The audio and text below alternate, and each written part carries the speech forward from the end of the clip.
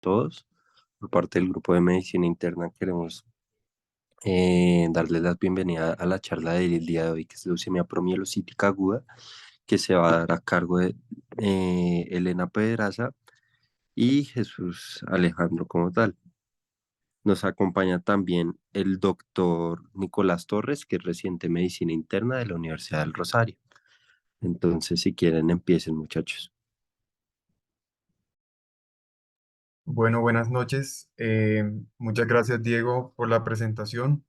Mi nombre es Jesús Alejandro Pérez Gallego y junto con mi compañera María Elena Pedraza Chiroya vamos a exponer el tema de leucemia promielocítica aguda. De antemano, muchísimas gracias a todos los que se han conectado hasta ahora. Deseamos que disfruten mucho la conferencia y si tienen preguntas, les agradecemos la pongan en el chat y al final de la conferencia las respondemos. Estas son nuestras bibliografías, sobre todo esta es la bibliografía del tratamiento y la fisiopatología. Y bueno, antes de comenzar, queremos empezar haciendo un homenaje a los niños con cáncer. Hoy es el Día Internacional contra el Cáncer Infantil. Anualmente se diagnostican entre 280.000 y 400.000 niños con cáncer entre los 0 y 19 años. La media como tal está entre los 0 y 14 años. Aproximadamente cada año mueren entre 8.000 y 10.000 niños por cáncer. En Colombia anualmente se diagnostican 1.628 casos de cáncer al año, de los cuales toda esa cantidad de nuevos casos de cáncer, el 55% de los niños se curan. Y también vamos a tener que en América Latina se concentra la mayor parte de la población infantil con cáncer. Alrededor del 65% del total de cáncer infantil en el mundo se concentra en América Latina. Y por lo general, los cánceres más importantes son la leucemia, el linfoma, tanto Hodgkin como no Hodgkin, el cáncer de riñón, como por ejemplo el de células claras, y el de cerebro, por lo general, el meduloblastoma.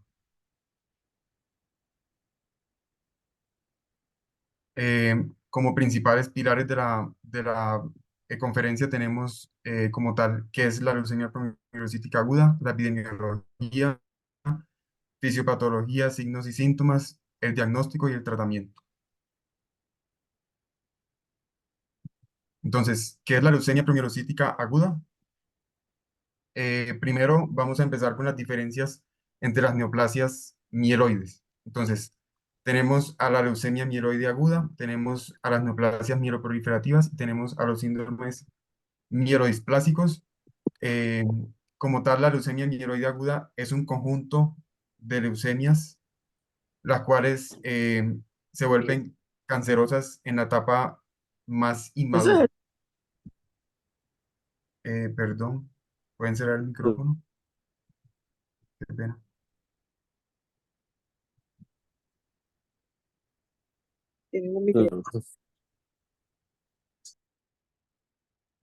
Listo, muchas gracias. Entonces, tenemos dentro de la leucemia mieloide aguda, tenemos que las células en la médula ósea, las células mieloides quedan bloqueadas en la fase inmadura. Se van acumulando, van creciendo y van reemplazando a las buenas. Como tal, en la leucemia mieloide aguda, tenemos están afectados los precursores mieloides como los mielocitos, mieloblastos, metamielocitos y los promielocitos. Dentro de las neoplasias mieloproliferativas, tenemos que la célula se vuelve cancerosa, empieza a dividirse descontroladamente hasta que llega a la fase más madura. Es decir, se afectan sobre todo los eritrocitos, plaquetas y granulocitos. Y dentro de estas neoplasias mieloproliferativas tenemos a la leucemia mieloide crónica, la policitenia vera, mielofibrosis primaria y la trombocitemia esencial. En los síndromes mielodisplásicos tenemos todo lo contrario, a la leucemia mieloide aguda y las neoplasias mieloproliferativas. En los síndromes mielodisplásicos, las células se vuelven anormales, o sea, cancerosas, pero estas células no se van a dividir. Entonces quedan ahí estancadas y por lo tanto van a haber displasias multinajes, es decir, que se van a afectar eritrocitos o leucocitos, o eritrocitos y leucocitos, o eritrocitos y plaquetas, entonces multilinaje, unilinaje, sideroblastos en anillo, exceso de blastos y la translocación de el cromosoma 5 del brazo largo.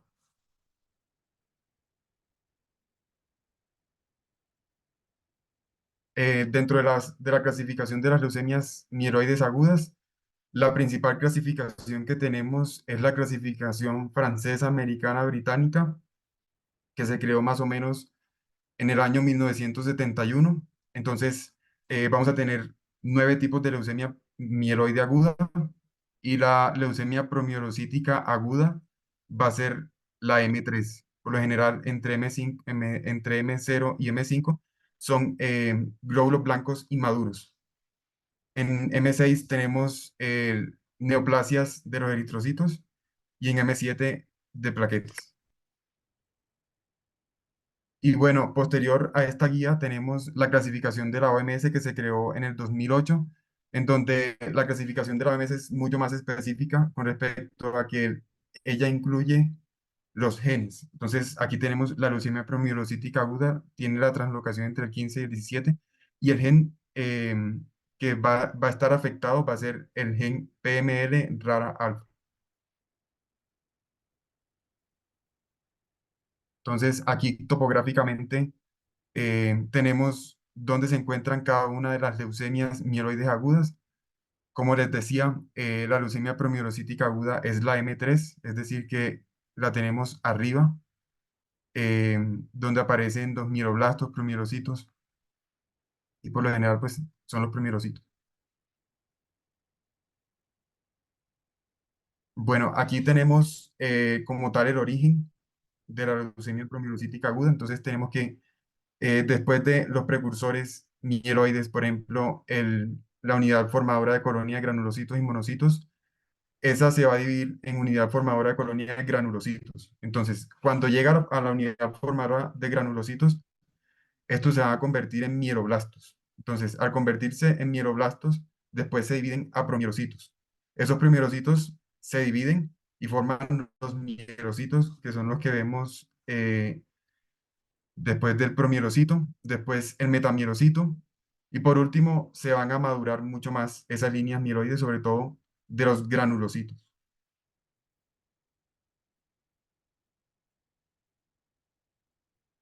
Adelante, por favor.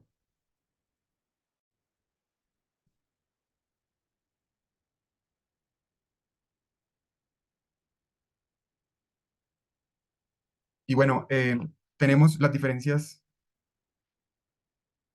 la siguiente, por favor.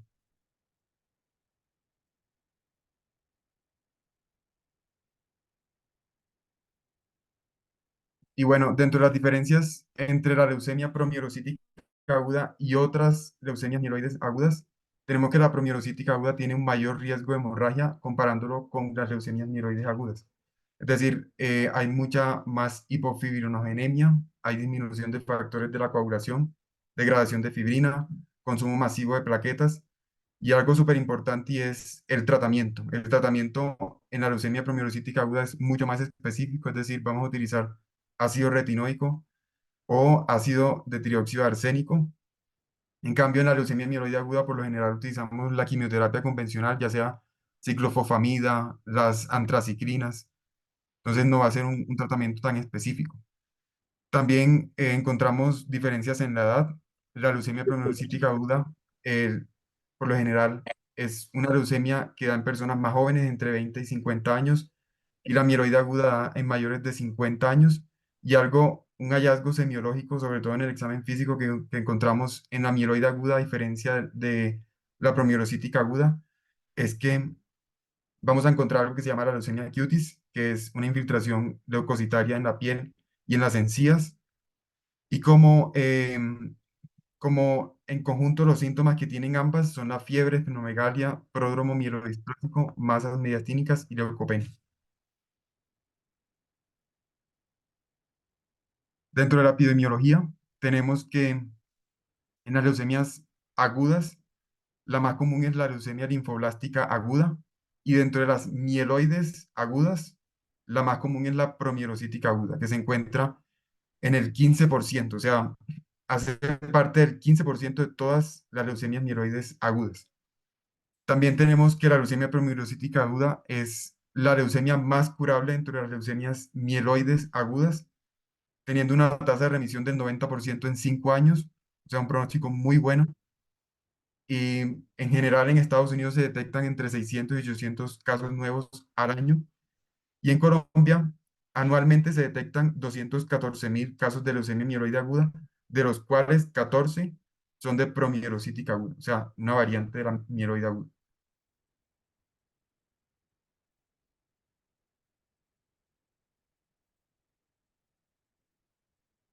Bueno, lugares donde más se diagnostica la leucemia promielocítica aguda es en Hispanoamérica, en España y en Italia. Yo sé que pueden estar confundidos con Estados Unidos, pero en general entre el 80 y el 90% de esos 600, 800 casos que se diagnostican anualmente en Estados Unidos son de migrantes hispanos. O sea que se podría decir que la incidencia y la prevalencia es la misma. También dentro de la incidencia tenemos que la incidencia ha aumentado 9 veces en los últimos 9 años, desde 2015. Antes la prevalencia era del 0,23 y ahora está en 1,81 casos por cada 100.000 habitantes. En general no se sabe la causa, pero podría ser explicada por los agentes contaminantes actuales.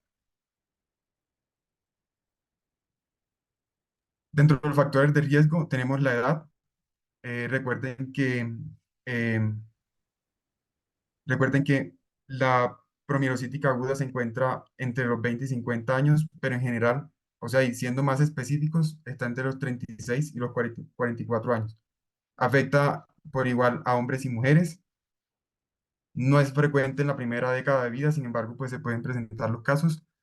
Y en los afrodescendientes es mucho más común encontrarla. Y aparte de eso, tiene unas peores tasas de letalidad. También tenemos los niños con síndrome de Down. Recuerden que en el síndrome de Down se afecta sobre todo el tejido conectivo y la sangre es un tejido conectivo, por lo tanto, estos niños van a ser sobre todo neoplasias mieloides agudas, sobre todo la promielocítica aguda, las personas obesas y también como riesgo químico tenemos algunos tipos de quimioterapia. O sea, esto puede ser como contradictorio, pero puede pasar. Entonces tenemos, por ejemplo, los inhibidores de la topoisomerasa 2, como por ejemplo el topócido, y las antraciclinas, sobre todo la doxorubicina, porque recuerden que las antraciclinas generan mucho ROS, entonces pueden generar también la leucemia promielocítica aguda. Y dentro del riesgo físico tenemos también la radioterapia. Y dentro de la ARL y dentro de los trabajos y las exposiciones, tenemos a las personas que trabajan en el fracking, en las empresas petroleras, porque cuando se va a perforar la tierra se echa mucho benceno. Y ese benceno hace que la persona después de 5 o 15 años de exposición tenga la leucemia promielocítica aguda. Las personas que trabajan con pinturas, sobre todo con electrodomésticos que tengan benceno como las tintas de las impresoras, las personas que fuman y las personas que trabajan en la industria automotriz, por ejemplo, que utilizan lubricantes y ese tipo de sustancias. Bueno, entonces ahora vamos a empezar a hablar de fisiopatología. Entonces, vamos a iniciar diciendo cuál es el evento patognomónico que nos trae a la leucemia promielocítica aguda. Entonces, ¿de qué se trata todo esto? De una translocación equilibrada, que quiere decir que hay un desplazamiento de un cromosoma a otro lugar del genoma, en este caso entre el 15 y el 17. ¿Listo? ¿Y qué quiere decir que es equilibrada? Que no vamos a perder material genético. Ambas porciones van a quedar intactas. ¿Cuáles porciones? Por respecto al cromosoma 17, vamos a tener el gen del receptor del ácido retinoico y conectamos un poco con lo que nos decía Jesús ahorita, que era sobre con qué vamos a tratar esta leucemia. Y adicional, en el cromosoma 15 vamos a encontrar el gen de la leucemia promielocítica. ¿Listo? Entonces, acá vamos a crear dos grandes proteínas, la proteína PMLR ARA del cromosoma 15 y la ARA PMLR. ¿Qué pasa? Que la que nos va a producir el cromosoma 15 va a estar en el 100% de nuestros pacientes. Esta es la que nos va a producir todos nuestros problemas respecto a la leucemia promielocítica aguda. Solo en el 80% vamos a encontrar la producida en el cromosoma 17. ¿Qué quiere decir esto? ¿Que es necesaria para la creación o el evento patognomónico? No. También tampoco sabemos o no tenemos muy claro qué pasa con ese 20% de los pacientes que no producen esta proteína. Aún así, lo que tenemos que tener en cuenta es que vamos a centrar todos nuestros ojos en qué hace esta proteína. Y para eso vamos a averiguar qué hacen estos dos receptores o estas dos proteínas en su normalidad, en la fisiopatología dentro del el cuerpo, digamos, sano. Entonces, el receptor de ácido retinoico. ¿Qué es el receptor de ácido retinoico? El receptor de vitamina A. Este actúa como un receptor para la transcripción. ¿Listo? Entonces, imaginemos que esta es una línea genética, el receptor se fusiona con el o se dimeriza con el receptor de retinoides. Estos hacen un complejo. ¿Listo? El complejo va a mediar la transcripción o no de ciertos genes. Genes ubicados, claro, en las células o en las células hematopoyéticas. ¿Listo? Entonces, ¿qué hacen en la normalidad? Estos dos se dimerizan y llaman factores que bloquean la transcripción. ¿Listo? Pero ¿qué pasa si a esto le agregamos vitamina A? La vitamina A va a hacer un cambio conformacional en el RARA y va a liberar los factores que evitan la transcripción y va a traer otros factores que favorecen la transcripción. Listo. Entonces, ¿esto cómo funciona? En las células madre hematopoyéticas. Entonces, vamos a tener que así, sin ácido retinoico, se va a bloquear la producción de células madre, entonces no se van a seguir reproduciendo. Y adicionalmente, cuando las tenemos en un estado estático, vamos a bloquear su diferenciación. Esto quiere decir que van a tener un estado de autorrenovación. ¿Listo? ¿Qué pasa cuando se altera? ¿Qué pasa en la leucemia promielocítica? Estos dos factores nos van a ayudar a que las células madre de la leucemia se mantengan, se autorrenueven. Entonces, vamos a bloquear tanto la diferenciación, no se producen, no siguen toda la línea que nos explicó Jesús para llegar a los neutrófilos, sino que se van a mantener en un mismo estado y se van a seguir autorrenovando. Entonces, nunca van a morir, lo que nos hablan de las células madre. Entonces, ¿qué pasa y de dónde nosotros vamos a sacar el ácido retinoico de pues toda la vida, de nuestro común día a día? Lo podemos sacar de la dieta, esta la célula lo extrae del espacio extracelular, pero muy importante acá, y ténganlo en cuenta, también se puede encontrar en medicamentos. La isotretinoína, básicamente, es vitamina A. Con la misma que ustedes tratan el acné a diario, podemos o estamos haciendo un target terapéutico para esta leucemia. ¿Listo? Entonces tengámoslo muy en cuenta. ¿Qué pasa? Ya averiguamos qué pasa con con el receptor de ácido retinoico. Vamos a ver entonces qué pasa con el gen de la leucemia promielocítica, el que se encuentra en el cromosoma 17, en el cromosoma 15, perdón. Entonces, ¿qué hace la normalidad? Esta es una proteína que se encuentra en los cuerpos nucleares. Son estructuras que se encuentran en el núcleo, que no tienen membrana, pero están hechas de proteínas. Estas estructuras se han visto involucradas en lo que es la señalización del P53. El P53, como vemos, y como hemos sabido, nos han enseñado, es el protector, el guardián del genoma. ¿Listo? ¿Qué pasa si entonces alteramos la estructura de las proteínas de leucemia promielocítica? Es decir, que alteramos la estructura de los cuerpos nucleares, que la vía del P53 se va a ver alterada. Y como se ve alterada, pues entonces vamos a tener una menor respuesta al estrés, vamos a bloquear lo que es el punto del checkpoint del ciclo celular. En el caso del P53 tenemos el checkpoint que se da entre S y G1, entonces no podremos sacar las células para hacer apoptosis ni senescencia. Eso quiere decir que vamos a seguir autorrenovándoles y estas células no van a morir y no van a tener una respuesta adecuada a los estímulos de estrés. ¿Listo? Y así se va a crear una disrupción, estas células van a poder seguir proliferando. Ahora vamos a ver que todo este proceso se da entonces cuando tenemos nuestra mutación. Entonces sucedió la translocación entre el cromosoma 15 y 17 y tenemos nuestra proteína. La proteína, ¿qué va a hacer? La proteína se une con aún más fuerza a todos esos factores represores para la transcripción de genes. ¿Eso qué quiere decir? Que va a bloquear la diferenciación. ¿Y cómo va a bloquear la diferenciación? Entonces, ¿cuál sería nuestra lógica?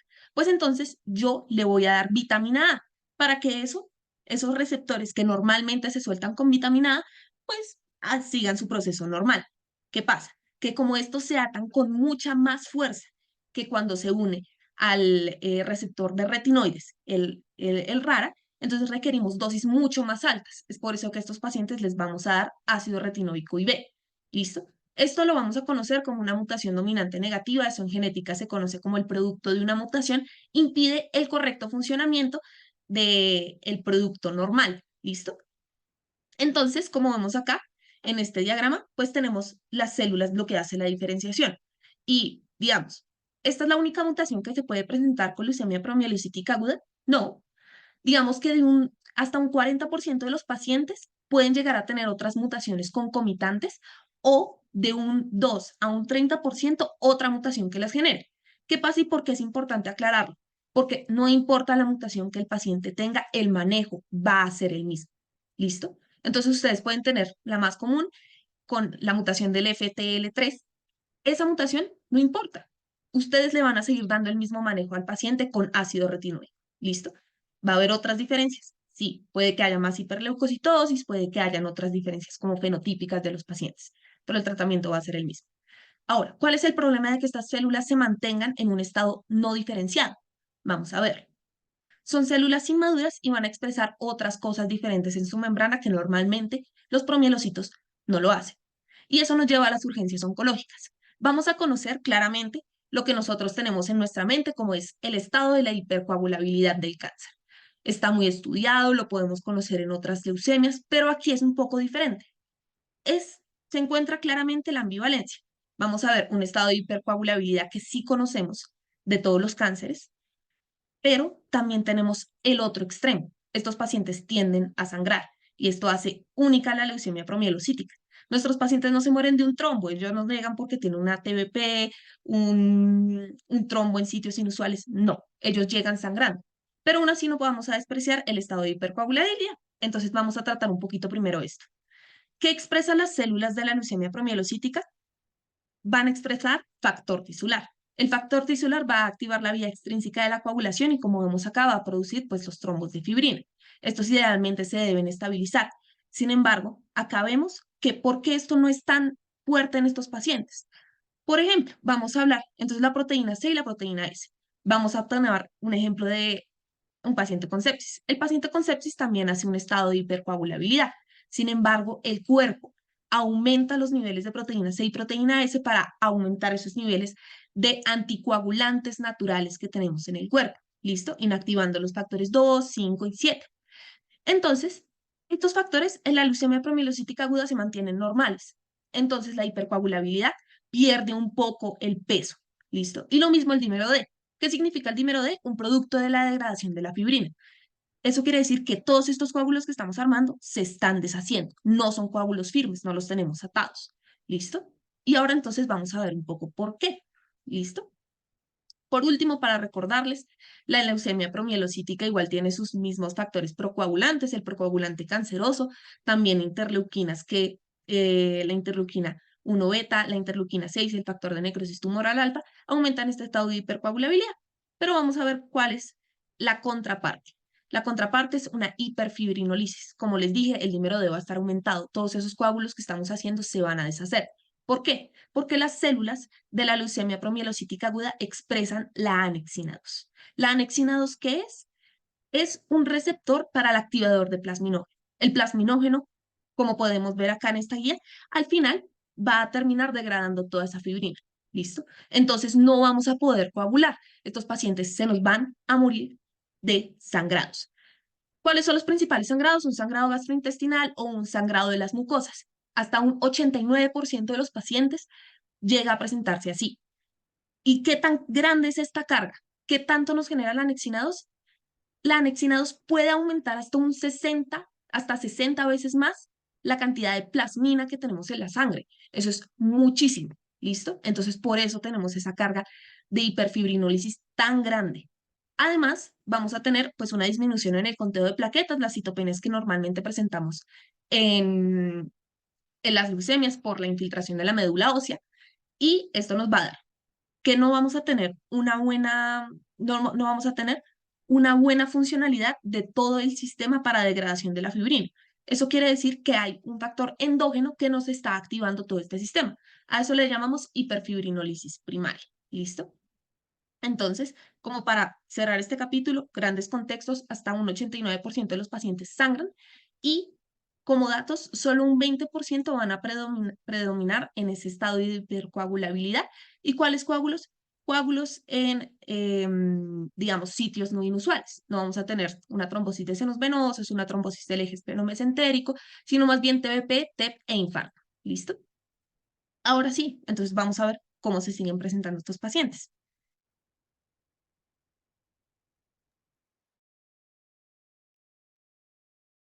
Tenemos,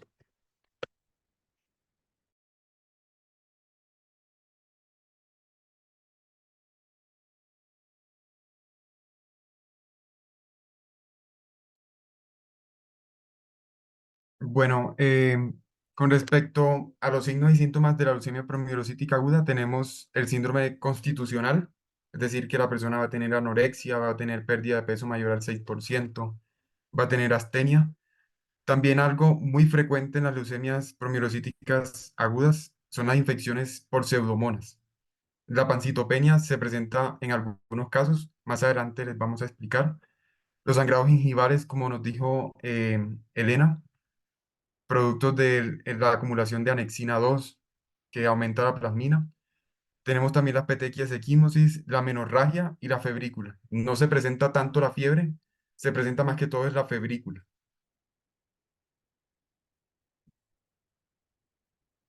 Dan.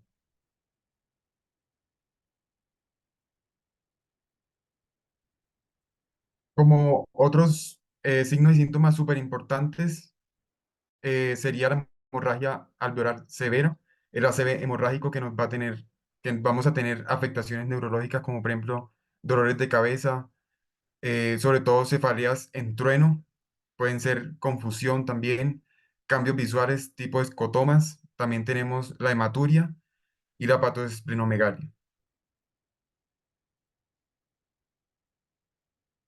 Como tal, cuando nosotros tengamos una leucemia promielocítica aguda, nunca se les olvide siempre hacerle pruebas de coagulación, sobre todo el fibrinógeno, recuento de plaquetas, el INR que va a tener el tiempo parcial de tromboplastina y de protrombina, y el dímero D que es súper importante. Entonces, ¿qué vamos a tener en general en una leucemia promielocítica aguda? Como tenemos un estado de hiperfibrinolisis, es decir, anticoagulante. Vamos a tener que tenemos una hipofibrinogénemia, sobre todo menor a 100 miligramos sobre decilitro, un recuento de plaquetas incluso por debajo de 50.000, tiempo parcial de tromboplastina y de protrombina elevados, por lo tanto también vamos a tener un INR sobre todo elevado y mayor a 1.5 y el dímero D lo vamos a tener aumentado. Entonces, siguiendo con el tema de la urgencia oncológica, tenemos dos tipos de urgencia oncológica en la leucemia promielocítica aguda. La más frecuente es la hiperfibrinolisis primaria. No es tan frecuente la coagulación intravascular diseminada. ¿Y por qué es súper importante? Porque cuando nos llegue un paciente con leucemia promielocítica aguda, estos pacientes por lo general van a tener sangrados pulmonares muy severos y también sangrados cerebrales muy severos. Por lo tanto, entre el 10 al 20% de estos pacientes que nos lleguen a urgencias, ya sea como médico general o como internista, se nos van a morir por este estado de hipocoagulación. Dentro de la hiperfibrinosis primaria, como les decía, vamos a tener hemorragias alveolares y lo podemos ver, por ejemplo, aquí en el signo de la silueta y el broncograma, que son patrones alveolares. Entonces tenemos los signos y síntomas como tal, la hemoptisis, la taquipnea, astenia y adinamia y la cianosis central. Dentro de la urgencia oncológica de tipo ACV hemorrágico, tenemos que, sobre todo las arterias de gran calibre como la arteria cerebral media, la arteria anterior y la arteria posterior, tenemos que cuando hay una hemorragia masiva, un ACV hemorrágico, el cerebro va a tender a herniarse. Por lo tanto, tenemos la triada de Cushing, que va a ser hipertensión arterial, puede ser bradicardia o taquicardia, pero es más común la bradicardia, y la respiración alterada. O sea, podemos tener respiración biop con apneas, etcétera. Y ahora con CID, o sea, coagulación intravascular diseminada, la más común es la aguda, que va a tender hacia el sangrado. Como tal, en la promielocítica aguda no vemos tanto la crónica, más que todo la aguda, que sería una producción anormal de fibrina y trombina.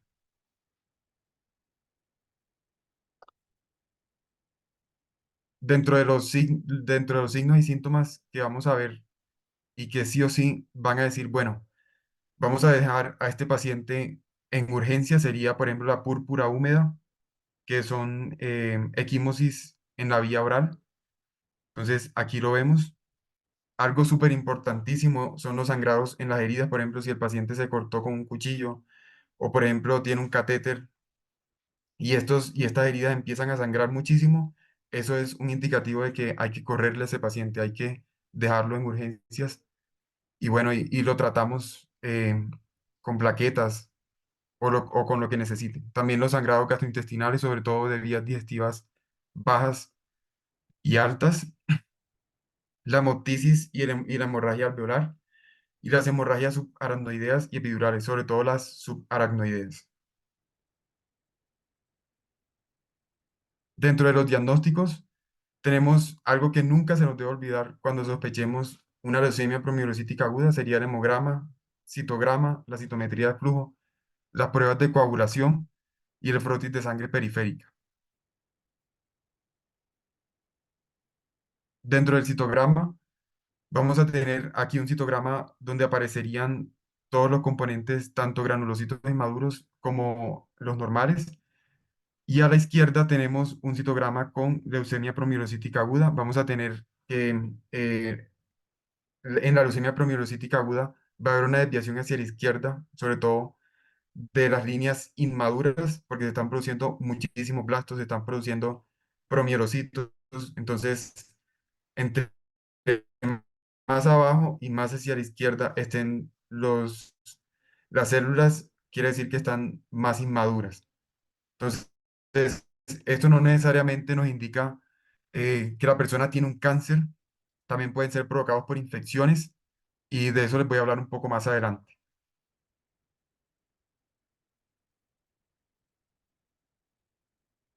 ¿Dale? Entonces, en el hemograma, algo súper importante que vamos a pedir en el hemograma, no solamente las plaquetas, sino también en los leucos, sería pedir las líneas inmaduras, es decir, los metamielocitos, los granulocitos inmaduros en general, que serían metamielocitos, promielocitos, mielocitos, y los blastos, que serían los mieloblastos. Por eso es que es aguda, porque se presentan las líneas más inmaduras mieloides, que serían los blastos. Entonces, dependiendo de lo que encontremos en el hemograma, vamos a decir, bueno, es una leucemia promielocítica aguda, o es una leucemia mieloide aguda, o es una monocítica, dependiendo de los granulocitos inmaduros y de los mieloblastos para clasificarla en aguda. Y bueno, dentro de los valores normales, tanto en granulocitos inmaduros como en blastos, tenemos que los valores de referencia son entre 0,0 y 0,03 por 10 a la 3 sobre milímetro cúbico. Y bueno, algo súper importante es que no todo es leucemia promielocítica aguda. Si salen elevados, por ejemplo, en 0,04 o si salen en 0,1, eso no quiere decir que la persona tenga cáncer. También puede ser una inflamación aguda, ya sea por alguna bacteria, un estreptococo. Incluso si están por encima, en los valores del 3%, que serían más o menos 300 por 10 a la 3 sobre milímetro cúbico, también podríamos pensar en una posible sepsis o una inflamación crónica. Y bueno, para confirmar el hemograma y confirmar como tal el diagnóstico es necesario el aspirado de la médula ósea. Entonces, ¿cuándo sí vamos a tener una promielocítica aguda? Lo más importante es que haya presencia de promielocitos. En general, en la bibliografía que consultamos no encontramos como tal un valor de referencia de que tanto es de promielocitos y por lo tanto por lo tanto tenemos la promielocítica aguda, pero algo que sí nos va a ayudar serían, por ejemplo, los blastos. Es decir, si los blastos están mayores del 20%, lo más probable es que tengamos una promielocítica aguda. Pero no necesariamente si los blastos están por encima del 20%, tenemos la promielocítica aguda. Es necesario hacer otros estudios que serían por medio de la PCR o del cariotipo, ver si esos blastos y promielocitos tienen las translocaciones, por ejemplo, la de 8 con el 21, la inversión del 16, la translocación de los dos cromosomas 16 y la translocación del 15 con el 17. Eso nos va a indicar que hay leucemia.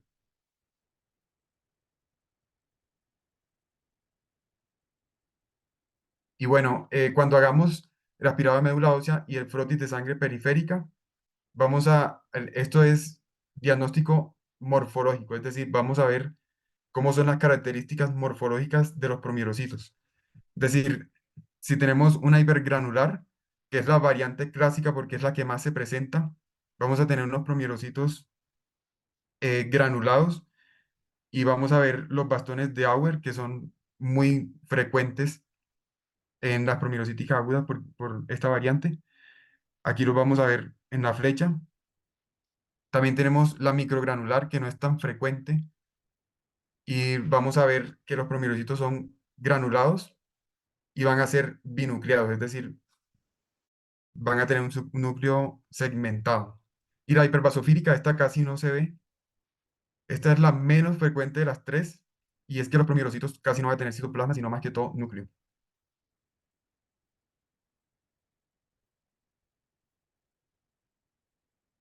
Y bueno, dependiendo de si es hipergranular o microgranular, que son las dos variantes más frecuentes, la hipergranular es la más frecuente y es la menos grave o es la más leve.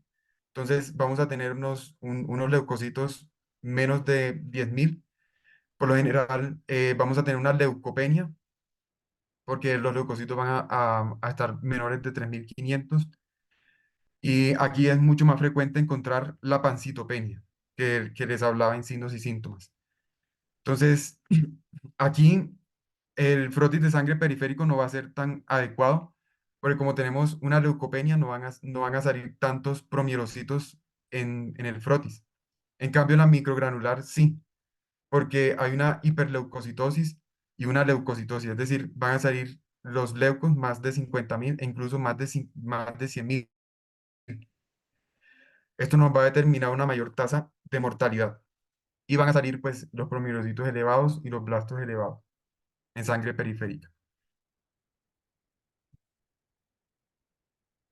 Dentro de la citometría de flujo tenemos que los promielocitos van a tener una expresión aberrante del CD2, ausencia del HLA.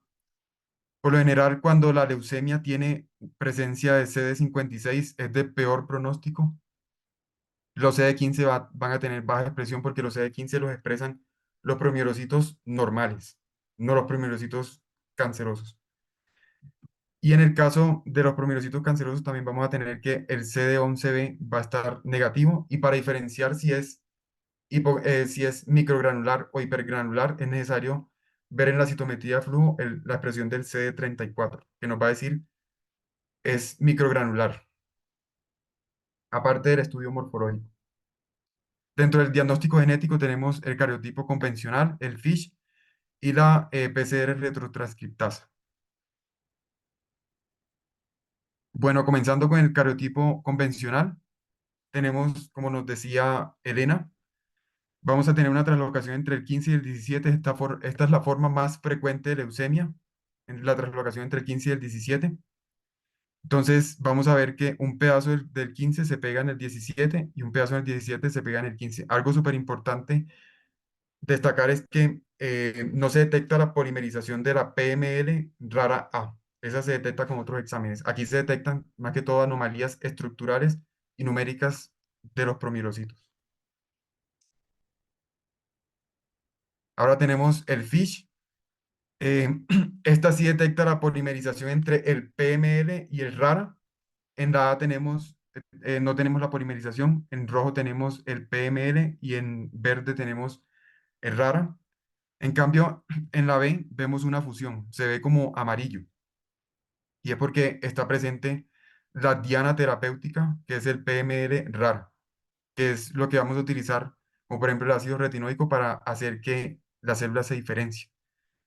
Algo importantísimo es que no se va a saber si la enfermedad está mejorando o está empeorando con el FISH. Eso se detecta con la PCR.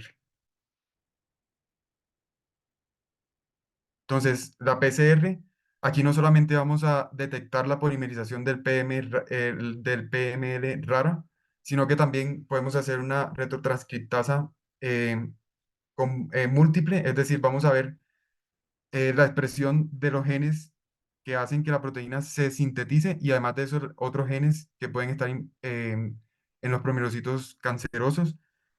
Algo súper importante es que esta prueba es la que nos va a determinar, bueno, el paciente le está funcionando el ATRA. Entonces, cuando ustedes estén, sean internistas o incluso siendo médicos generales, le den al paciente ATRA, le tienen que hacer una retrotranscriptasa antes del tratamiento para saber si le va a servir el ATRA, al mes del tratamiento y a los 3 o 6 meses después del ATRA para ver si la persona quedó curada del cáncer. También sirve para confirmar el FISH y confirmar el cariotipo. Y aquí tenemos, bueno, tenemos el pronóstico. Vamos a tener que en general el pronóstico va a ser bueno cuando los leucocitos estén por debajo de 10.000 y las plaquetas estén por encima de 40.000. Cuando tenemos un riesgo bajo es que ambas variables están en la leucemia. Pero en el caso de que las plaquetas estén bajas, la supervivencia libre de recaídas cae al 89% en 3 años. Y el riesgo alto, es decir, que el paciente tiene mayores probabilidades de morir, es cuando los leucos están por encima de 10.000 y hay trombocitopenia.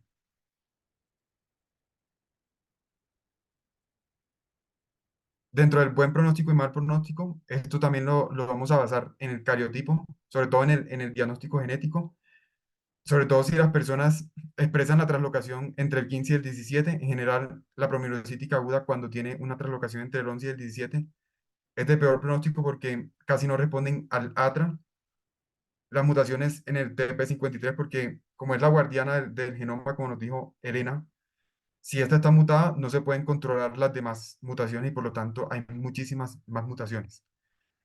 Entre mayor sea el recuento de glóbulos blancos, peor pronóstico, y la mutación del FLT3 es de pésimo pronóstico.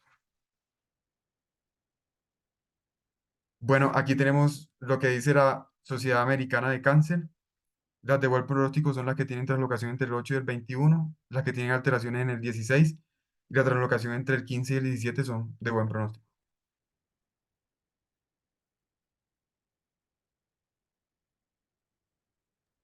Bueno, entonces, ahora ya viendo, pues sintetizado un poco qué es como los síntomas, los signos y síntomas que vamos a ver en el diagnóstico, cómo es un poco cómo se nos va a presentar, vamos a ver qué vamos a hacer cuando estos pacientes lleguen a urgencia, especialmente dentro del enfoque de la urgencia oncológica y qué deberíamos hacer nosotros dentro de nuestro alcance, si somos médicos generales o si incluso tenemos un internista a la mano que nos pueda llegar a formular un poco el tratamiento o adelantarle algo de lo que podamos hacerle a este paciente. Listo. Entonces, ¿qué vamos a hacer? Lo primero que debemos hacer es sospechar. ¿Listo? Tenemos todo el cuadro clínico típico, por ejemplo, un hombre de 40 años, obeso, de raza negra, que llegue también presentando un conteo bajo de plaquetas, de glóbulos rojos anormales, que tenga toda la fisiopatología de la coagulopatía que nos explicó Jesús, que pueda tener cuerpos de Auer en un frotis periférico y adicionalmente, pues a estos pacientes debemos, pues si podemos, y tenemos un internista al lado, un hematólogo al lado, que nos pueda facilitar de una vez ir mandando a las pruebas para confirmar. Pero eso no es lo importante que nosotros debemos hacer. Una vez lo sospechamos, debemos tratar de estabilizar al paciente con lo que tenemos a nuestra mano para estabilizar la coagulopatía que vimos, que es la principal causa de muerte, y remitir a estos pacientes. ¿Listo? Entonces, ¿por qué debemos remitir a estos pacientes? En la guía de la Sociedad Americana nos dice que lo ideal es evitar la mortalidad temprana, que la definen como en dentro de los primeros 30 días. ¿Por qué? Porque hasta un 35 de los pacientes mueren antes de recibir la primera dosis de ATRA, la primera dosis del tratamiento. Y vamos a ver que este es bastante efectivo. Digamos que esta leucemia pasó a ser de las más mortales a la más curable debido a esto. Por eso la premura en aplicar el tratamiento en estos pacientes. Tenemos básicamente los tres pilares, el ATRA, el trióxido de arsénico que lo hemos mencionado de a poquito durante la charla y una terapia de citorreducción que podemos dar con antraciclinas. ¿Listo? Como vemos, las recomendaciones de la guía es una vez nosotros las sospechamos, de una vez debemos actuar conforme a que fuera una urgencia, una emergencia médica, como una emergencia oncológica. Y ahora bien, todos estos pacientes deben ser manejados por un grupo interdisciplinario liderados por hematología, y es así que si estamos en un sitio rural o en un centro donde no tenemos hematólogo disponible, debemos remitir este paciente con urgencia. ¿Listo? Pero entonces vamos a ver un poco cómo funcionan estos tratamientos, qué le vamos a aplicar a nuestro paciente y principalmente, pues el ATRA. ¿Listo? Entonces, iniciando, ¿cómo vamos a ver o qué va a ser la terapia de la diferenciación? A diferencia de otros cánceres en donde aplicamos terapias de citorreducción, acá vamos a tratar de diferenciar esas células. Aquellas que se quedaron bloqueadas como promielocitos, vamos a darles un empujoncito para que puedan terminar de diferenciarse. Es así que como un agente único, si nosotros administramos ácido transretinoico, que es la misma isotretinoína, podremos dar una respuesta de un 90% de los pacientes como agente único. Como única terapia podríamos remitir o pues hacer una remisión hasta en 90% de los pacientes. ¿Cuál es el problema? Que va a haber una recaída de un 3 a un 6%. ¿Qué pasa con esto? ¿Y por qué se da? Al principio de la charla, cuando hablábamos de qué hace el RARA, el receptor de retinoides, pues entonces vamos a ver que acá hay un factor de autorrenovación. ¿Listo? Digamos, células de la leucemia que generan más células de la leucemia. ¿Qué pasa con el ATRA? Esta las diferencia, pero no termina de matar esas células. Por eso vamos a ver una recaída tan temprana, de 3 a 6 meses, va a haber una recaída hasta en un 30% de los pacientes y esto puede seguir progresando. Eso quiere decir que nuestra respuesta es corta.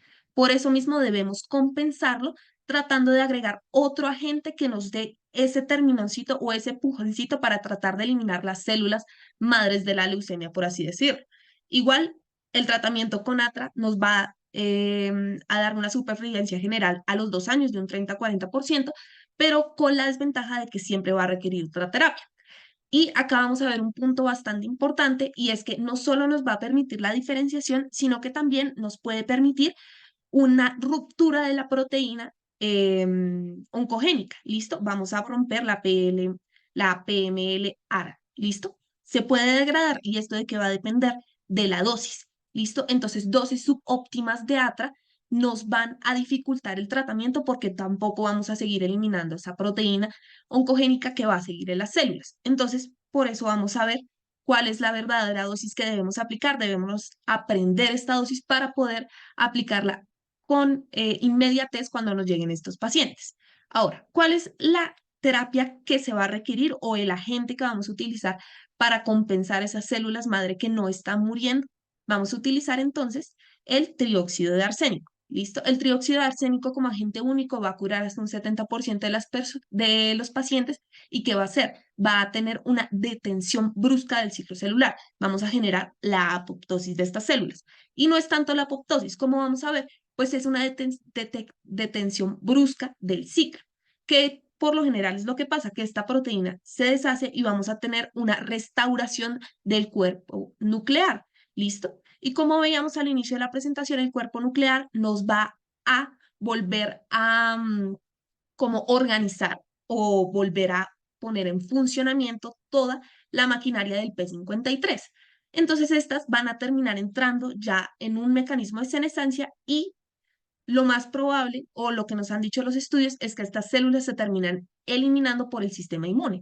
¿Listo? Entonces ahí sí vamos a tener una verdadera eliminación, no es una diferenciación, sino que estas células van a morir. Y es así que esta terapia se va a complementar. Entonces tenemos los dos extremos. Si vamos a tener una terapia con ácido transretinoico, pues entonces vamos a tener una buena diferenciación, pero va a ser transitoria porque vamos a seguir teniendo células iniciadoras. Y si solo aplicamos ácido transretinoico, no vamos a tener una buena diferenciación. Entonces, por ejemplo, no vamos a curar como tal la coagulopatía, perdón. Y es por eso que nosotros debemos combinar ambas terapias. ¿Qué pasa con el ATO?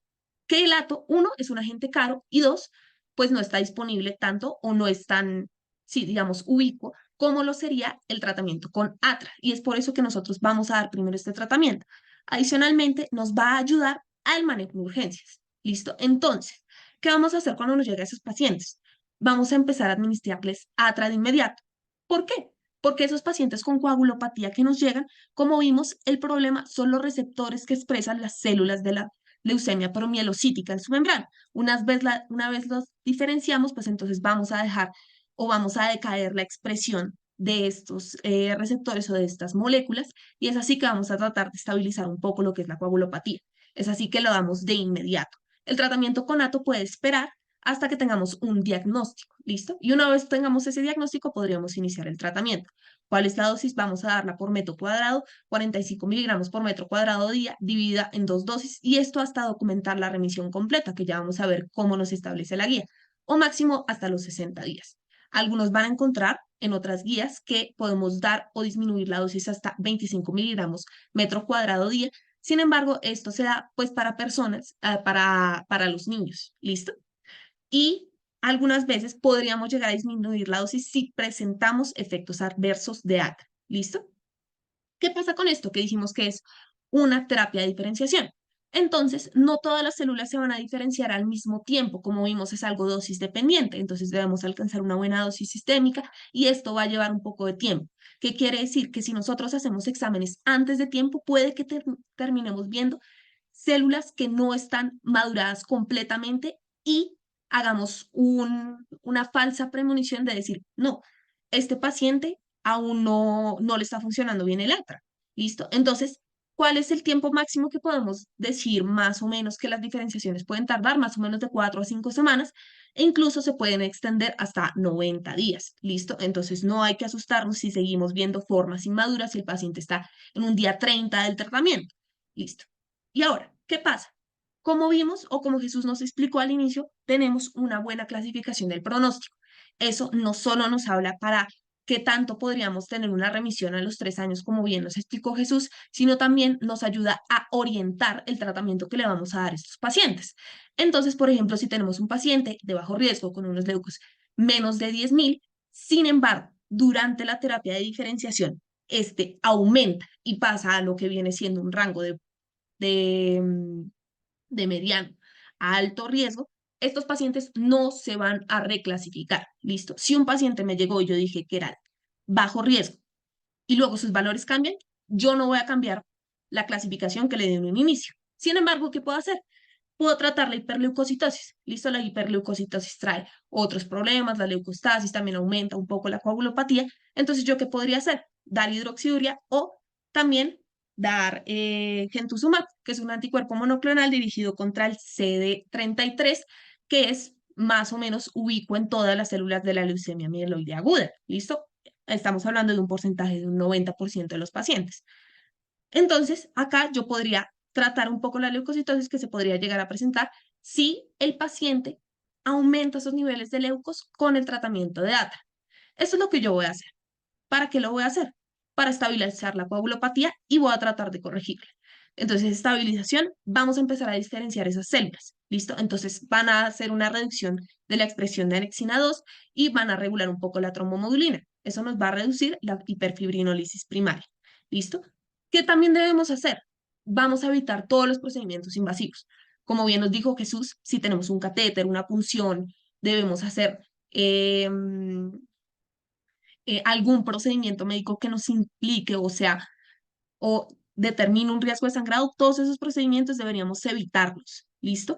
Para tratar de disminuir cada vez más el riesgo de sangrado y no demorar las terapias con ATO. Por eso mismo les decía que si tenemos la oportunidad, una vez mandemos los exámenes que necesitemos para confirmar el diagnóstico de nuestro paciente, para poder administrarle el ATO con la mayor prontitud.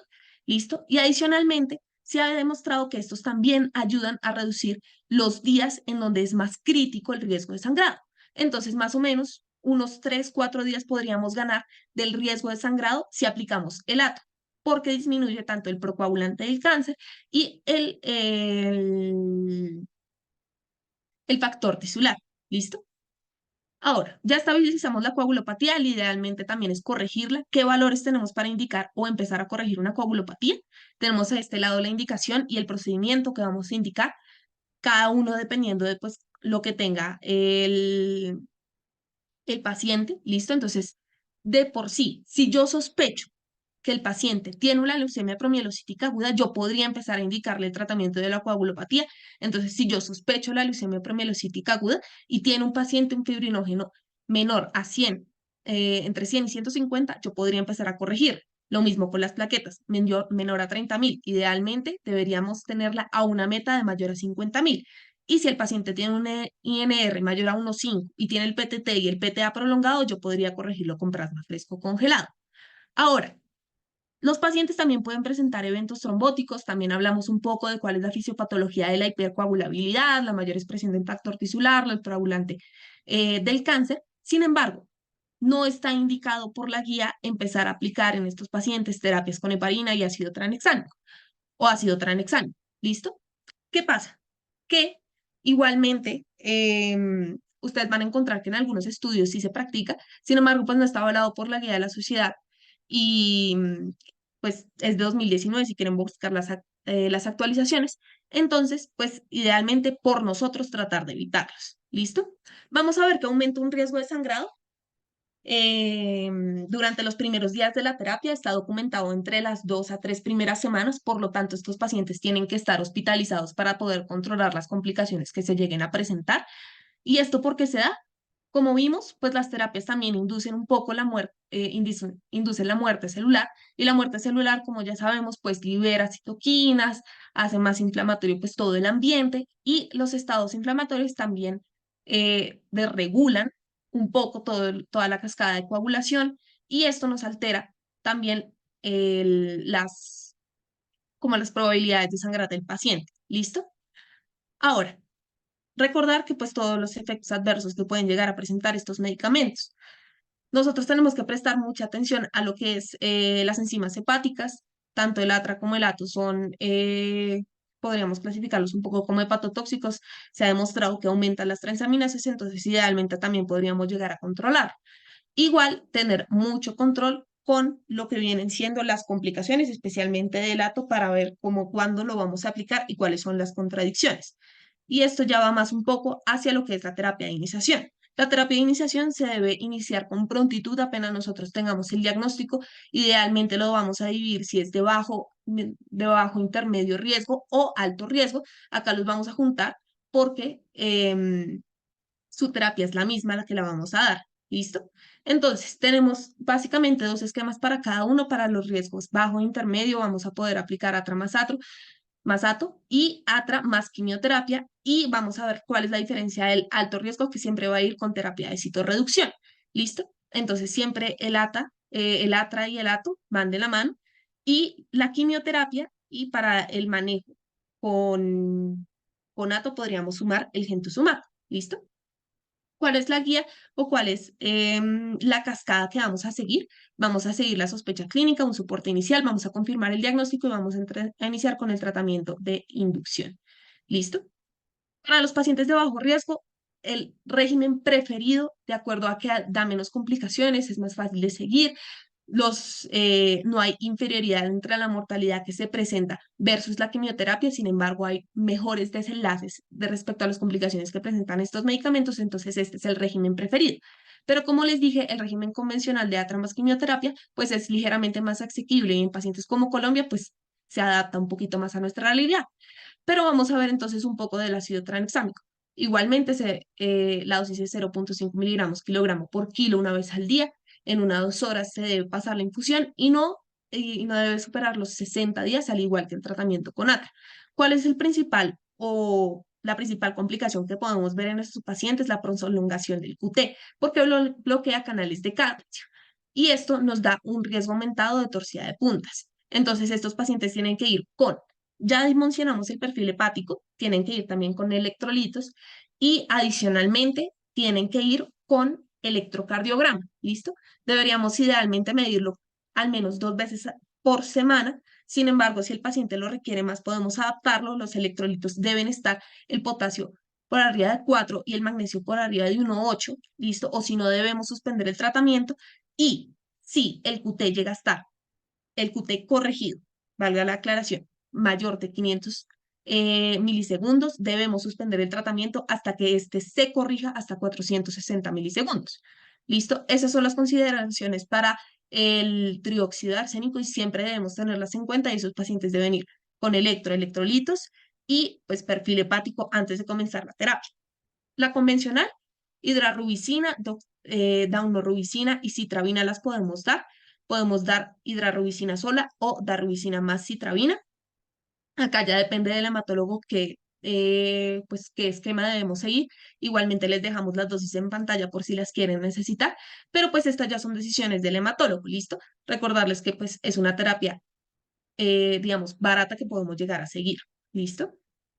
Pacientes de alto riesgo, lo que les dije, siempre van con citorreducción o podemos aplicar la terapia convencional. Una vez acabada la terapia de inducción, deberíamos apuntarle a la remisión completa hematológica. Esto se va a ver más o menos en un 90% de los pacientes, entonces la mayoría son respondedores a la terapia con ATRA. ¿Qué quiere decir esto? Que pues un 10% de esos pacientes no nos van a responder bien. Esto se debe en la mayoría pues a otras mutaciones, como les dije, la del FLT3, que puede llegar a ser o puede representar una dificultad a la hora de tratar a estos pacientes con ATRA, pero no nos cambia el tratamiento inicial. Entonces, evaluamos primero la remisión completa hematológica. La diferenciación terminal debe ser de menos del 5% en la médula ósea para que nosotros podamos decir que el paciente tiene una remisión completa hematológica y esta se debe medir más o menos a las 4 o 5 semanas. Sin embargo, si el paciente no logra ese valor en las 4 a 5 semanas, podemos repetir todo un ciclo de iniciación y volverlo a medir de 8 a 10 semanas. Entonces, es por eso que nosotros hablamos de una terapia extendida con ATRA. Y recordarles que si este paciente ya no responde a las 10 semanas con ATRA, ahí sí pues podemos hablar de resistencias al tratamiento y tendríamos que manejarlo ya con el hematólogo en un esquema de una leucemia promielocítica aguda resistente al ATRA. Listo. Vamos a hablar de una de las más grandes complicaciones que podemos llegar a presentar en estos pacientes, es el síndrome de diferenciación. Se puede llegar a presentar tanto con ATRA como con ATO. ¿Qué pasa en estos? Que diferenciar a las células nos trae, digamos que, los beneficios, sin embargo, algunas complicaciones. Estas van a aumentar la permeabilidad y eso va a atraer o va a aumentar las interleuquinas que vamos a soltar a el torrente sanguíneo. Esto nos va a crear un CIRS, ¿listo? Y eso se va a comportar básicamente como nosotros lo vemos normalmente. Disnea, fiebre, infiltrados pulmonares, edemas, hipotensión, lesión renal aguda, y pues acá están como todos los criterios que podemos llegar a presentarlos. Adicionalmente hay un aumento de la adhesión de estas células porque empiezan a presentar o empiezan a expresar otras proteínas diferentes. Lo mismo que pasaba. Las de la leucemia promielocítica presentaban unas moléculas diferentes y estas presentan otras y eso mismo nos va a traer consecuencias.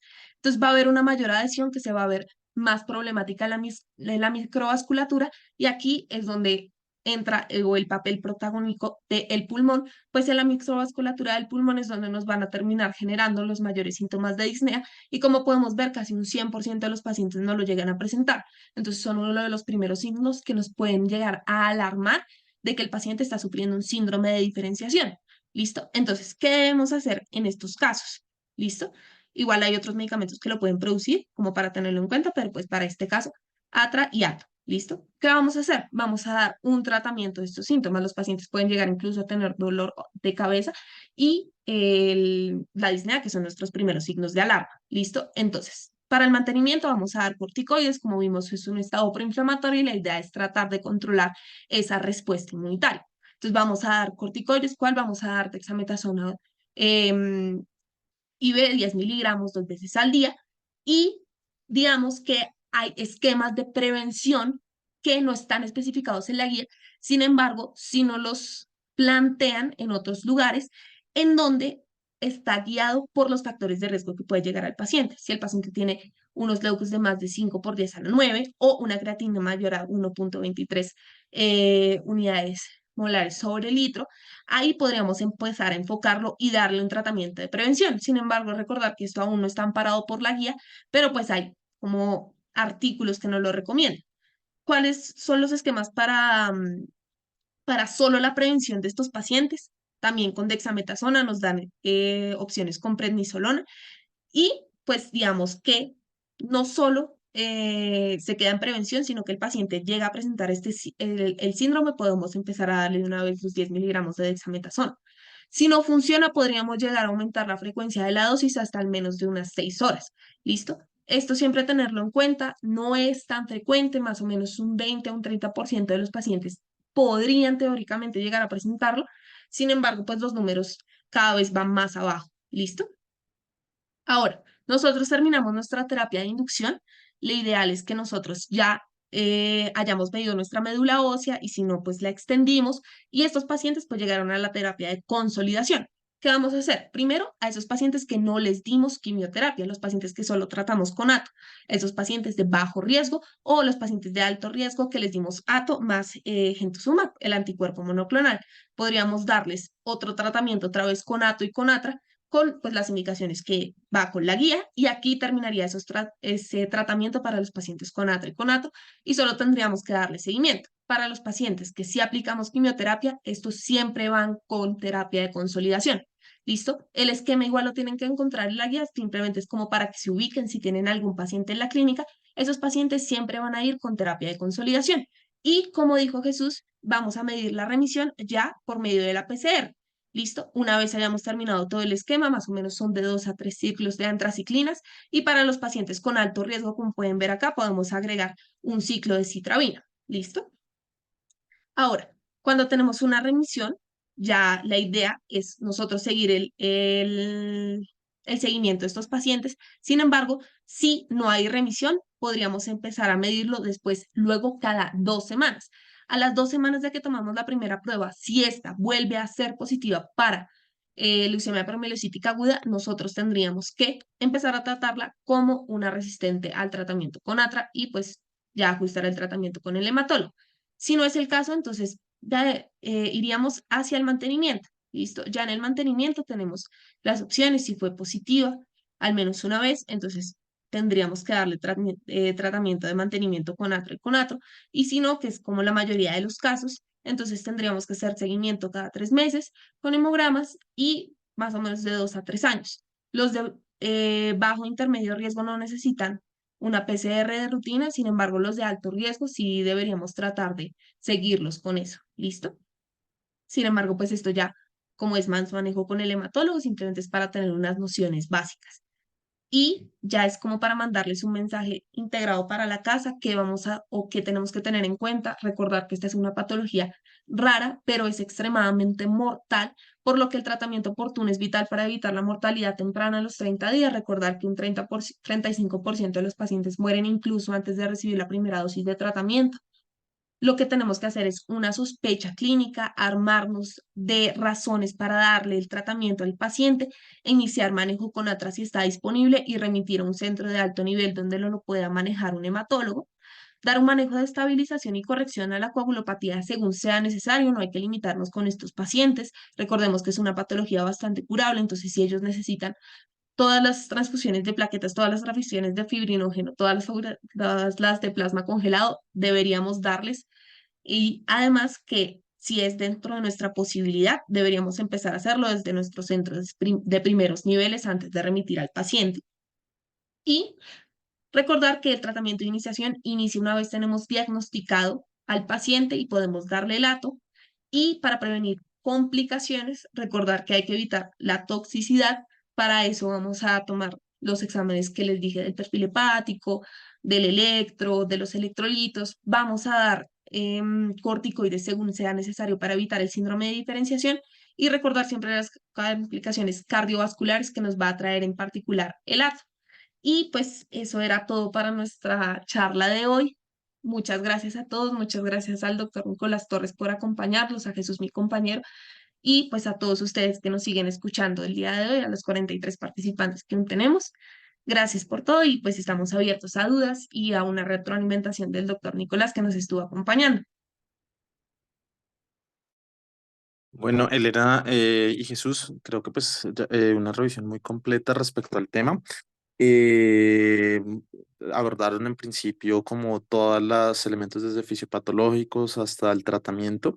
Yo creo que para el auditorio, que principalmente son estudiantes de pregrado, varios mensajes claros que de pronto recalcaron en la presentación, si bien es un tema complejo, de una fisiopatología compleja, es en principio que no es tan frecuente. Sin embargo, en principio vamos a tener que es una enfermedad que debe tener un alto índice de sospecha por varias cosas. Infortunadamente, las leucemias agudas no tienen un buen pronóstico en los adultos. La leucemia mieloide aguda, por ejemplo, dependiendo de la edad, puede tener sobrevidas del 15% o dependiendo del tipo también.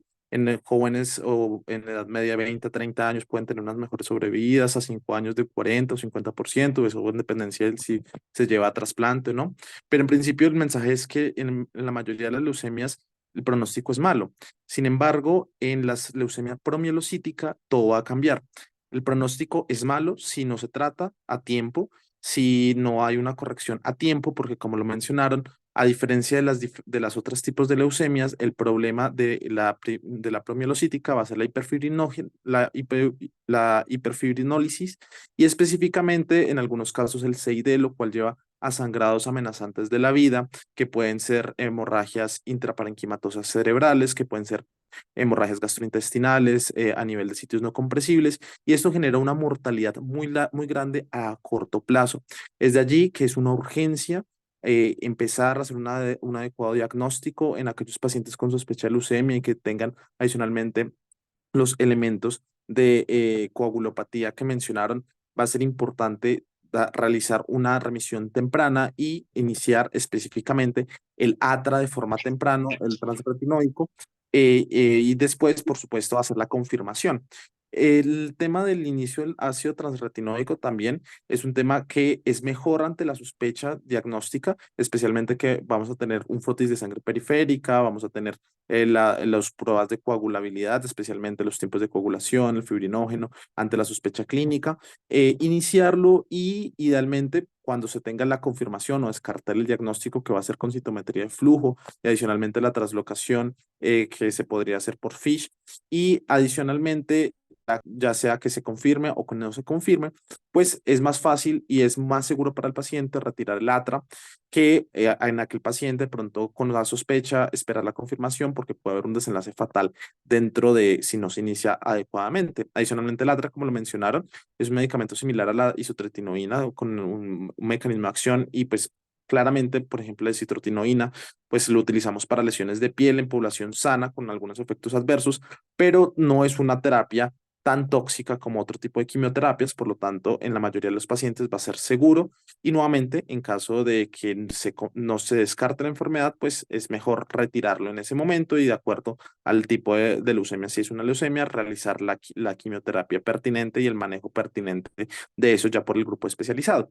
Entonces, es una enfermedad de un alto índice de sospecha que cuando hacemos el adecuado abordaje y el paciente nos sobrevive inicialmente, es decir, que nos muere por algunas de estas complicaciones, pues va a tener un buen pronóstico. Es de las pocas leucemias que van a tener una alta tasa de sobrevida, inclusive, como lo mencionaban, en el bajo riesgo podemos tener sobrevidas a 3 años hasta el 98%, lo cual en muchos pacientes podríamos llegar inclusive a la curación, lo cual es muy bueno, pero nuevamente lo más importante es hacer un abordaje inicial, que eso puede ocurrir tanto en la cardioinfantil como puede ocurrir en una zona donde solamente hay un hospital con un médico rural, y de allí que la adecuada remisión y el inicio, especialmente cuando se encuentran con las herramientas, va a ser clave para lo que va a ser el pronóstico de toda la vida del paciente, porque pues si no se hace adecuado diagnóstico, pues la mortalidad a corto plazo es alta.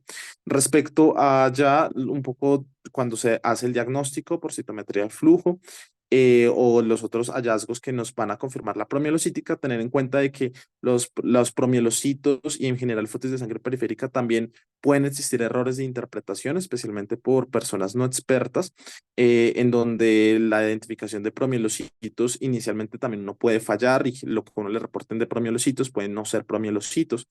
Y por eso que en algunos casos, pues la sospecha clínica y la identificación puede que después falle, pero nuevamente iniciar un manejo apropiado de forma inicial es como el correcto paso a paso a seguir. Respecto ya a tratamiento específico, tradicionalmente siempre se ha manejado el ATRA, que es el ácido transretinoico, y la quimioterapia, usualmente con antraciclinas. Y lo que ha de pronto cambiado un poco es que el uso del ácido o el ato del ácido arsénico con el atro, que es una terapia libre de quimioterapia, pues lo que se ha ocurrido es que tiene algunos estudios de bajo o en intermedio riesgo que están dados para ser equivalentes o inclusive en algunos estudios han mostrado un poco de superioridad. Entonces, algunos grupos de hematología y especialmente como lo mencionaron en las guías, esta es una buena aproximación para el bajo riesgo y el mediano riesgo, y ya el alto riesgo, probablemente la evidencia es menos sólida y por eso es que la recomendación es usar la quimioterapia como opción de tratamiento en estos pacientes. Y también importante, la monitorización que también mencionaron, el síndrome de desdiferenciación que puede ocurrir hasta en el 20-25% de los pacientes en el transcurso, y también las toxicidades como la monitorización electrocardiográfica, monitorización de perfil hepático, porque es una terapia que usualmente son pacientes jóvenes que eran previamente sanos, pero también pueden tener lesiones o complicaciones asociadas. Y pues esto también es otro importante punto de morbilidad en estos pacientes. Entonces, en general, muy buena revisión. No sé si de pronto hay preguntas o comentarios adicionales.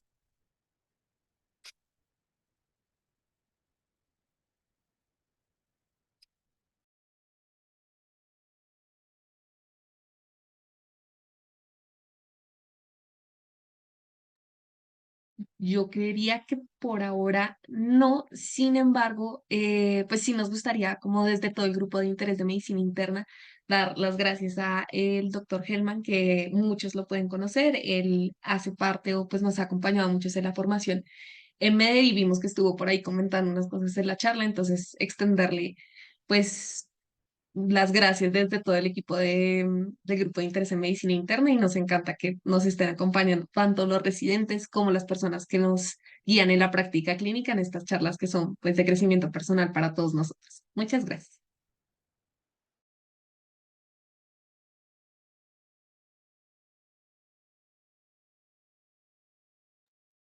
Muchas gracias a todos. Muchas gracias, doctor Nicolás Torres, por su retroalimentación. La verdad, pues nos ayudó a consolidar todos los conceptos. Y bueno, muchísimas gracias a todos los que se quedaron hasta el final y que tengan una buena noche y un buen fin de semana. Muchas gracias, doctores, por la ponencia. Gracias al residente, gracias al doctor Hellman por participar el día de hoy. Y nos vemos en 2 semanas en la próxima charla que va a ser de mieloma múltiple.